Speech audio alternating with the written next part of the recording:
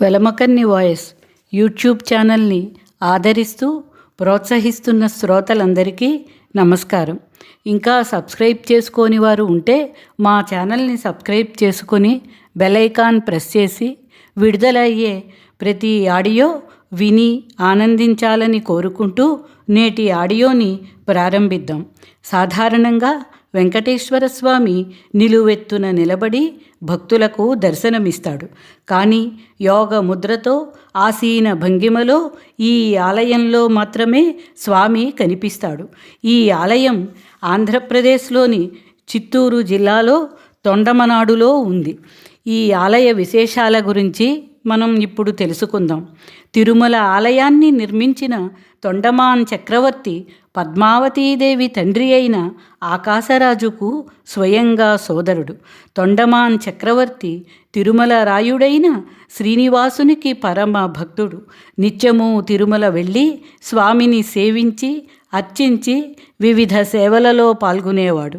వృద్ధాప్య కారణంగా క్రమంగా శరీరంలో శక్తి సన్నగిల్లడంతో నిత్యం తిరుమలకు రావడం కష్టంగా ఉన్నదంటూ స్వామికి మొరపెట్టుకున్నాడు. తన కోటలో కొలువై తాను చేసే సేవలు స్వీకరించాలని వినమ్రంగా ప్రార్థించాడు. శ్రీదేవి భూదేవి సమేతంగా వెంకటేశ్వరుడు తొండమానుడు ఇంట్లో ప్రత్యక్షమయ్యాడు. తిరుమల ఆలయాన్ని నిర్మించిన తొండమానుడు అదే ఆకృతిలో తొండమనాడులో శ్రీవారికి ఆలయాన్ని నిర్మించాడు.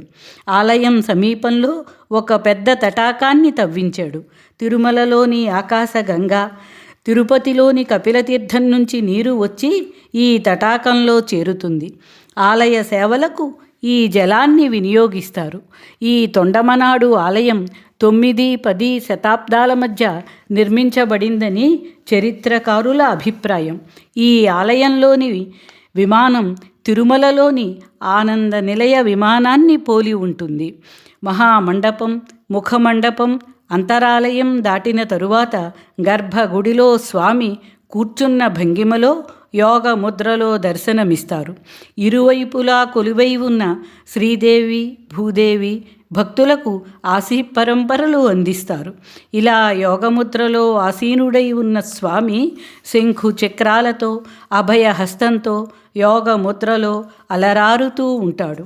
సాధారణంగా స్వామి నిలువెత్తున నిలబడి భక్తులకు దర్శనమిస్తాడు. కానీ యోగ ముద్రతో ఆసీన భంగిమలో ఈ ఆలయంలో మాత్రమే కనిపిస్తాడు. వివాహం కానివారు ఈ ఆలయాన్ని దర్శిస్తే వివాహం అవుతుందని, వైవాహిక జీవితంలో సమస్యలు ఎదుర్కొంటున్నవారు ఈ ఆలయాన్ని దర్శిస్తే ఆ సమస్యలు సమసిపోతాయన్నది భక్తుల విశ్వాసం. ఈ తొండమనాడు ఆంధ్రప్రదేశ్లోని శ్రీకాళహస్తికి 8 కిలోమీటర్ల దూరంలో ఉంటుంది. అలాగే తిరుపతి పట్టణానికి 36 కిలోమీటర్ల దూరంలో ఉంటుంది. తిరుపతి నుంచి శ్రీకాళహస్తి నుంచి తొండమనాడుకు వెళ్ళడానికి బస్సు సదుపాయం ఉంది.